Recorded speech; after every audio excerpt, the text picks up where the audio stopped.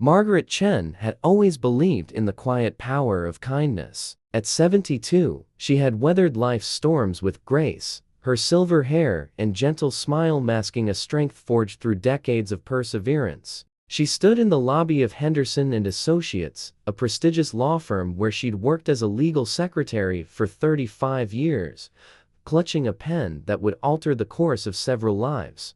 The story began 6 months earlier, when Margaret first noticed the subtle changes in her son David's behavior. David, 45 and handsome in that effortless way that reminded her of his late father, had been married to Rebecca for 15 years. Rebecca was everything Margaret had hoped for in a daughter-in-law: warm, intelligent, devoted to their 2 teenage children. But something had shifted. David became distant during family dinners. He checked his phone constantly, his eyes darting, with a mixture of guilt and excitement that Margaret recognized all too well. She'd seen that look before, decades ago, in another man's eyes. The memory still stung.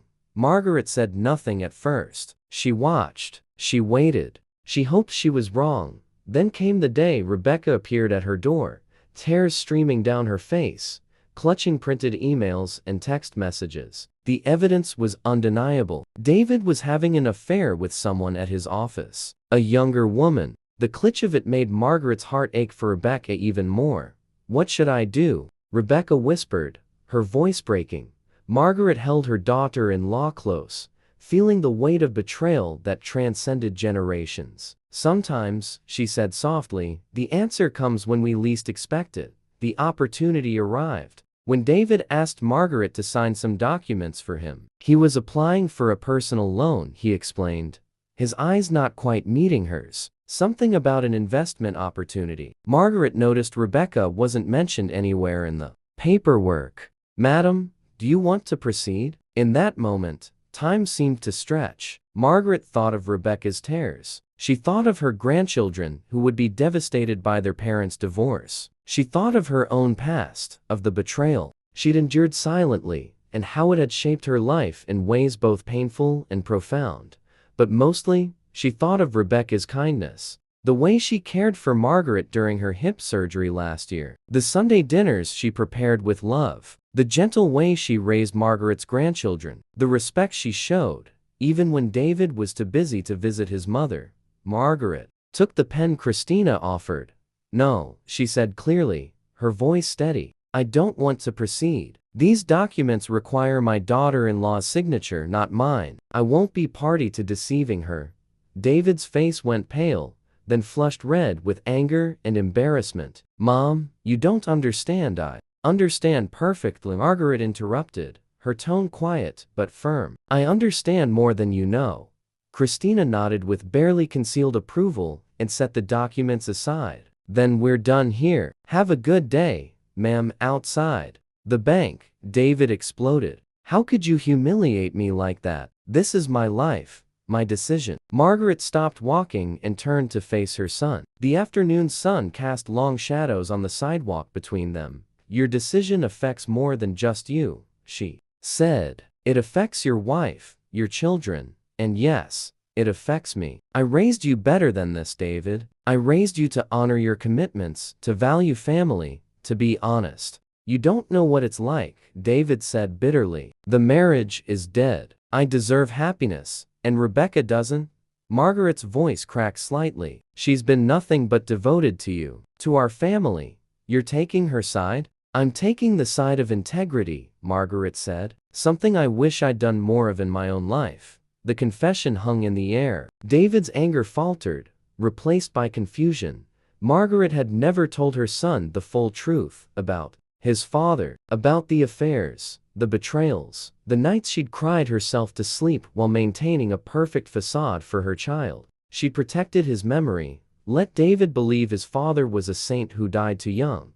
"Your father wasn't perfect," she said softly. "And neither am I. I stayed silent when I should have spoken. I enabled behaviors I should have confronted. I don't want to make that mistake again." Over the following weeks, Margaret's refusal to sign became the catalyst for transformation. David's affair was exposed not through Margaret's words, but through his own guilt-ridden confession to Rebecca. The loan he'd sought was meant to set up an apartment with his mistress, Rebecca filed for divorce. The process was painful, but Margaret stood beside her daughter-in-law every step of the way. She testified honestly about what she knew. She helped with the children. She made it clear where her loyalty lay with truth, and with those who honored their commitments. David's world crumbled in ways he hadn't anticipated. His girlfriend left him when she realized he had less money than she'd thought. His children struggled to respect him. His colleagues knew the story. He lost not just his marriage, but his reputation.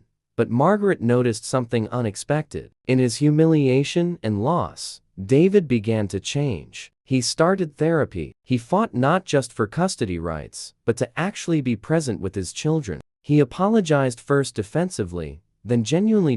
It took 2 years. 2 long years of difficult conversations, of awkward family gatherings, of slowly rebuilding trust that had been shattered. Margaret watched her son transform from a man who had betrayed everything he claimed to value into someone who finally understood the cost of his choices. One evening, David appeared at Margaret's door alone. His eyes were red, his face lined with a weariness that came from genuine self-reflection. "I need to thank you," he said quietly, "for stopping me that day at the bank, for not letting me get away with it."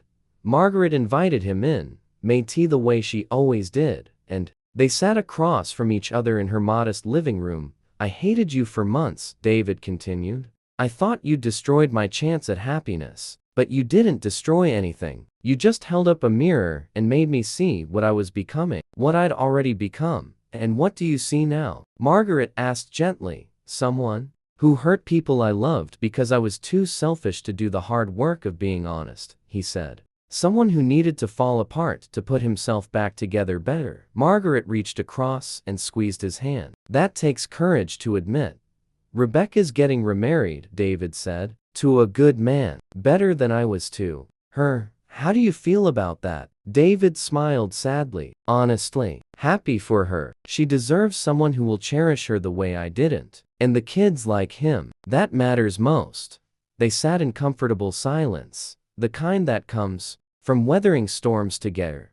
"Mom," David said eventually, "tell me about Dad. The real story." So Margaret did. She told him about his father's infidelities, her silent suffering, the ways she'd convinced herself that staying quiet was strength when it was actually fear. She told him how she'd repeated that pattern with David initially, until Rebecca's tears made her realize she couldn't be complicit again. "I'm sorry you went through that alone," David said. "I wasn't alone," Margaret corrected gently. "I had you. And that love, imperfect as I was in expressing it, that love kept me going." Margaret lived to see David become the father his children deserved. She watched Rebecca flourish in her new marriage, and maintained a warm relationship with her former daughter-in-law, who never forgot the moment Margaret chose truth over blind loyalty.